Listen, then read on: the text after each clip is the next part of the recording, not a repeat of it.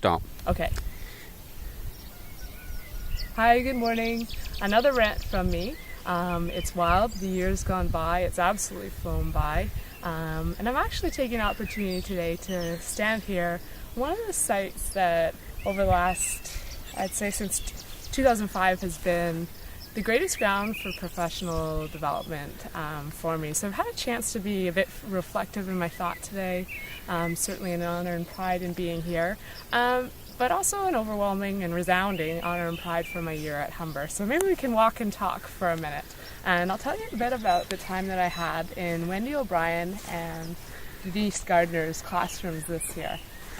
The two are clearly leaders in their world at Humber. They invited me into their classrooms and I had a chance to see them in their natural elements.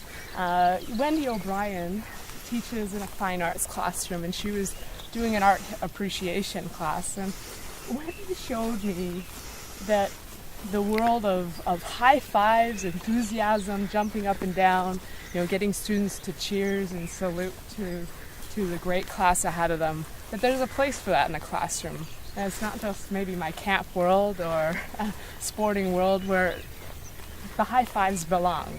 So it was amazing to see her energy and how she brought that to the classroom. Denise Gardner took a class talking about the left and right hemispheres of the brain. And she made it such a positive learning experience for the students. She has a demeanor, a quiet, soft demeanor about herself that really helps the students pull down some walls and develop rapport with her and connect to the key learnings. And when I say connect, I guess that would be the first of 3 C's, if we want to say that both of these women bring to me. And those 3 C's, I would say, would be connection, confidence, and creativity. When I talk about connection, neither of them were in any hurry to get started with their class.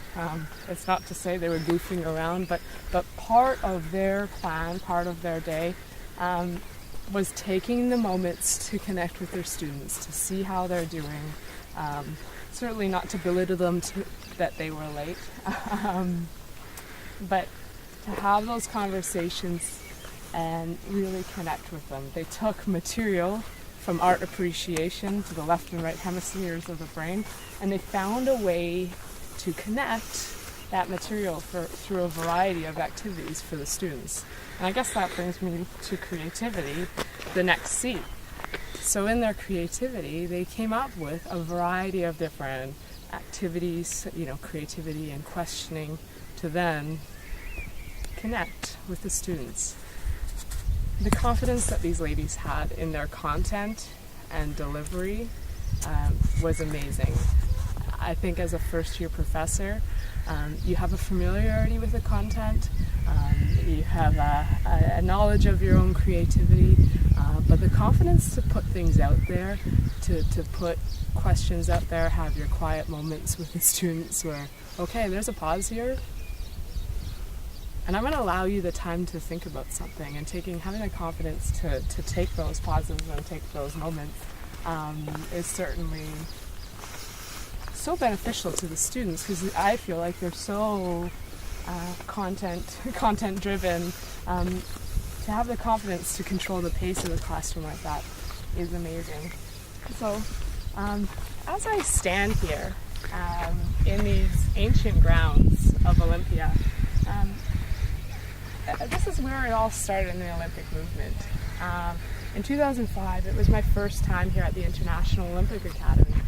And sincerely, when I left the Canadian Olympic Committee last year, I felt like these grounds and my time at the International Olympic Academy was a chapter of my life that I had to close.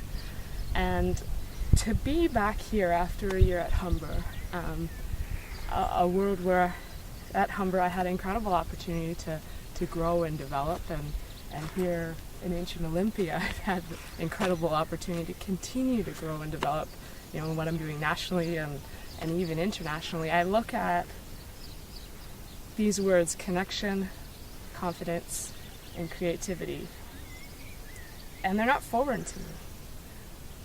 I appreciate and I thank Wendy and Denise for showing me their confidence, creativity, and their connection to their students in the classroom.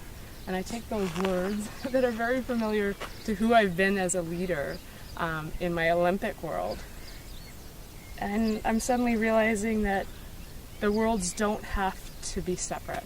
And that as a leader in the classroom, I just need to figure out how my confidence, my creativity, and my connections with individuals then transfer from my sporting world here and in different schools across the nation and with different amazing individuals internationally. And I need to look at what that looks like for me in the classroom. So for another year, thank you, Humber.